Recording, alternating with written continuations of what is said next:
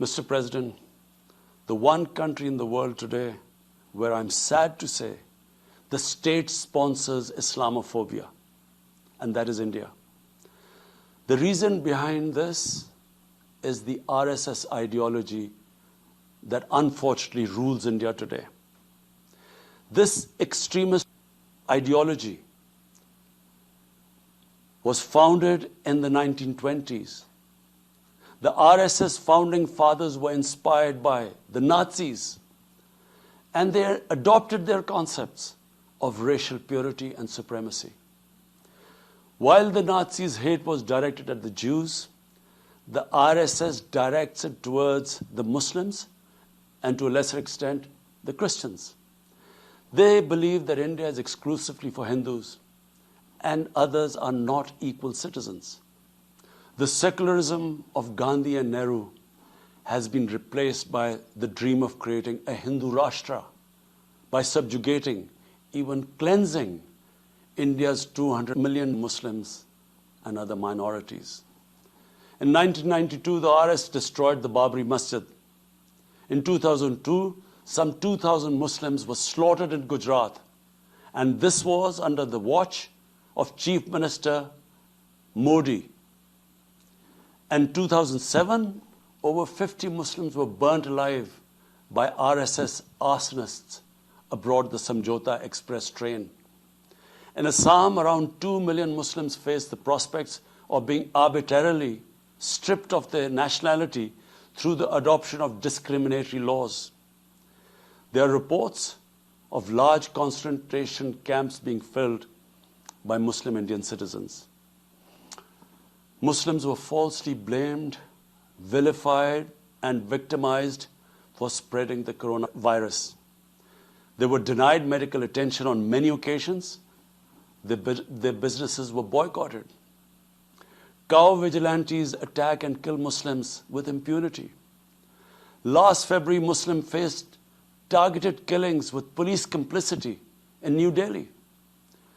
Mass registrations in the past have often been a precursor to genocide.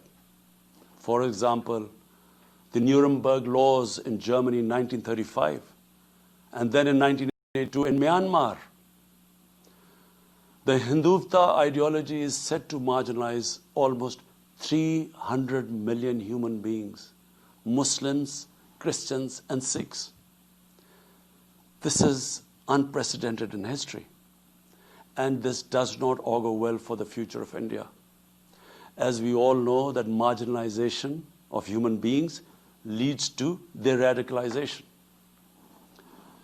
Mr. President, for over 72 years, India has illegally occupied Jammu and Kashmir against the wishes of the Kashmiri people and in blatant violation of the resolutions of the Security Council and indeed its own commitments to the people of Kashmir. On 5th August last year, India illegally and unilaterally sought to change the status of the occupied territories and deployed additional troops, bringing the total number to 900,000, to impose a military siege on 8 million Kashmiris. All Kashmiri political leaders were incarcerated. About 13,000 Kashmiri youth were abducted and thousands tortured. A complete curfew was imposed, accompanied by a total communications blackout.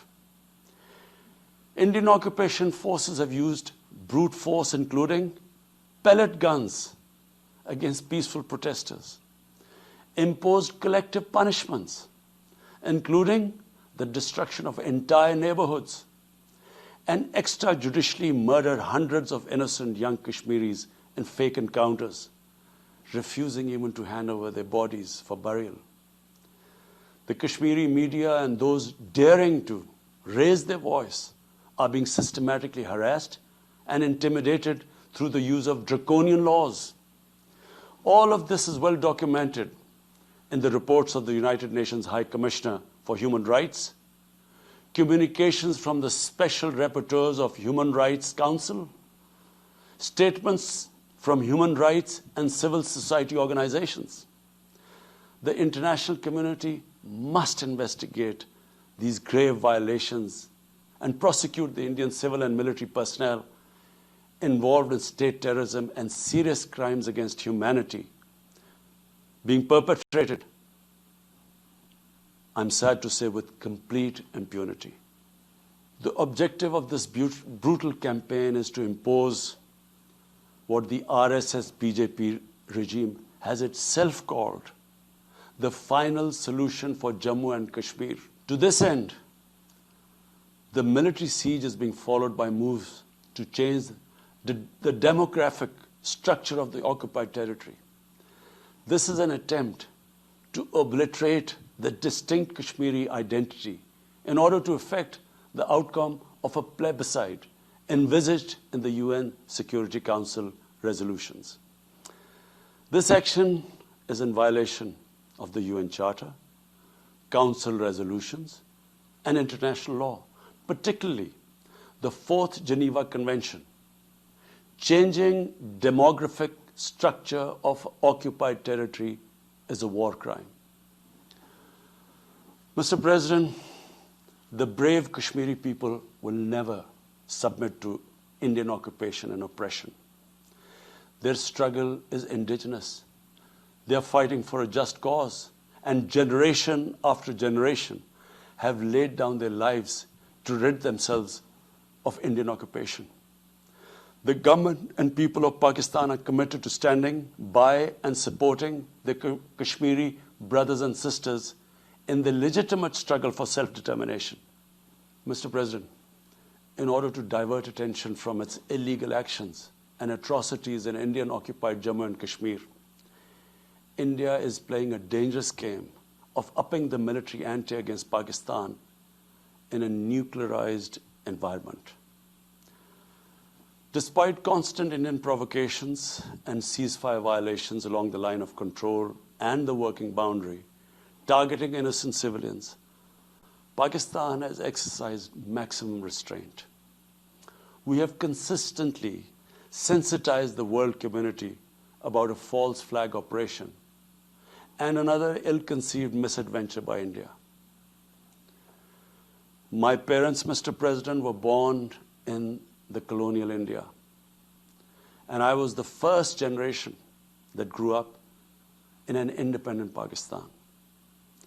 I want to make it clear that any attempt by the fascist, totalitarian, RSS-led Indian government to aggress against Pakistan will be met by a nation that will fight for its freedom to the end.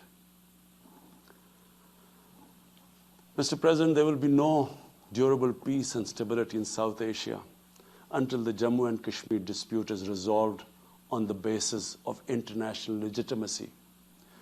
Kashmir has been rightly described as a nuclear flashpoint. The Security Council must prevent a disaster conflict and secure the implementation of its own resolutions, as it did in the case of East Timor. The Council has considered the situation in Jammu and Kashmir 3 times in the past year. It must take appropriate enforcement actions. It must also take steps to protect the Kashmiris from an impending genocide by India. Pakistan has always called for a peaceful solution. To this end, India must ascend.